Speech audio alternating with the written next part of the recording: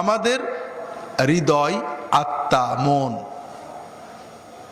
রূহ, আল্লাহর হুকুম, কুলির রূহ মিন আমরি রাব্বি। ভাত খেলে বা খাদ্য খেলে জিভেই মজা লাগে, দেহ তৃপ্ত হয়, ঠিক না? এটা সর্বজনীন। বিশ্বের যে কোনো মানুষ যখন খাদ্য খায় মুখে মজা লাগে, দেহ পুষ্টি পায়, ঠিক না? ঠিক বিশ্বের যে কোনো মানুষ আত্মার তৃপ্তি পায় আল্লাহর জিকিরে। এই জিকিরটা যে নামে, যে ধর্মে, যে বর্ণে, যে কায়দায় করুক না কেন মানুষ, তার একটু ভালো লাগবে। বিশ্বের যে কোনো মানুষ অনুভব করে এই যা আমরা দেখছি, এই জগতের বাইরে একটা শক্তি আছে যিনি আমাকে সৃষ্টি করেছেন, বিশ্বকে সৃষ্টি করেছেন। তার নাম মুখে নেয়, তার কথা যে নামে, ঈশ্বর নামে, ভগবান নামে, দেবতা নামে, গড নামে, আল্লাহ নামে, যেভাবেই নিক না কেন, তার মনে শান্তি আসে, কিছু মজা পায়।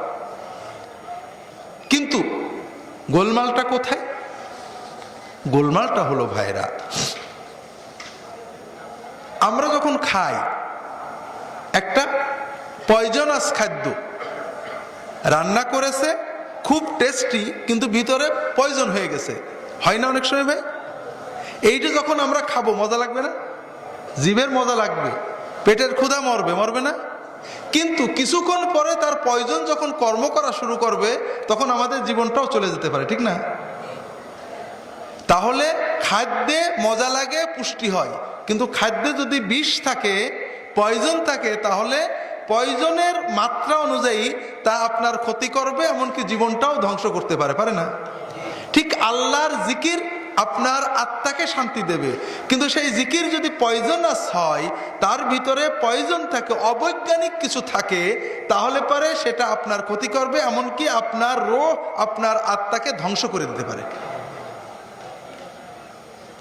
আর জিকিরের সবচেয়ে বড় পয়জন শিরক, অন্যান্য আছে, সেটা আজকে বলবো না, আল্লাহ যদি বাঁচিয়ে রাখেন ইনশাআল্লাহ কাল পরশু কিছু বলবো। তা আমরা যখন তাজকিয়া করি, আল্লাহ তাআলার জিকির করি, কিছু মাসনুন জিকির ওজিফা, গায়ের মাসনুন জিকির ওজিফা করি, কিছু মজা লাগে।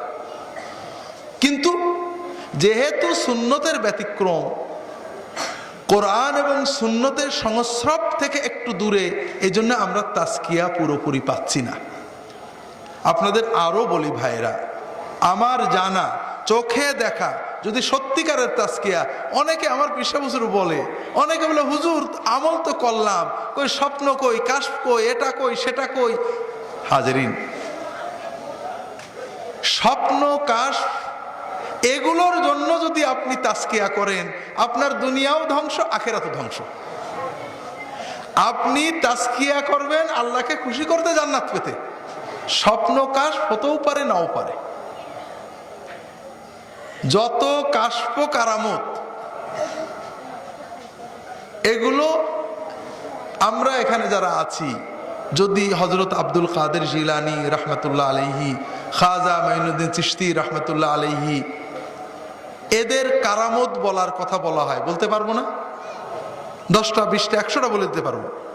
কিন্তু যদি আবু বকর রাদিয়াল্লাহু তাআলা আনহু, ওমর রাদিয়াল্লাহু তাআলা আনহু, উসমান রাদিয়াল্লাহু তাআলা আনহু, বেলাল রাদিয়াল্লাহু তাআলা আনহু, তাদের কাশফ বলার কথা, এই কারামতের কথা বলা হয়, 10টা বলতে পারবেন কেউ? তাহলে কাশফ, কারামত হযরত আব্দুল কাদের জিলানী, মাইনুদ্দিন চিশতি, নিজামুদ্দিন আউলিয়া, ওয়াইস করনি, ইনাদের রাহিমাহুমুল্লাহ বেশি ছিল, ঠিক না? ওনারা ছিলেন আবু বকর, ওমর, ওসমান, আলী, আবু হুরায়রা, বেলালের চেয়েও বড় ওলি, ঠিক না? হাজেরিন, দুটো জিনিস মনে রাখবেন, এই স্বপ্ন, কাশ, এগুলো কোনোদিন কোনো সালেকের মাকসুদ হতে পারে না, বরং এটা ফিতনা হতে পারে।